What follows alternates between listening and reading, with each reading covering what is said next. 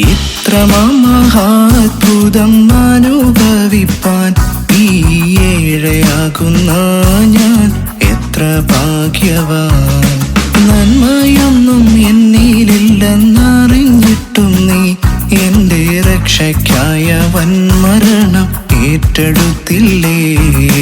പകരമായി തരുവാനില്ലൊന്നും നാഥനെ, പിന്നെല്ലാ കൃത്യങ്ങളല്ലാതൊന്നും കാണുന്നില്ല ഞാൻ.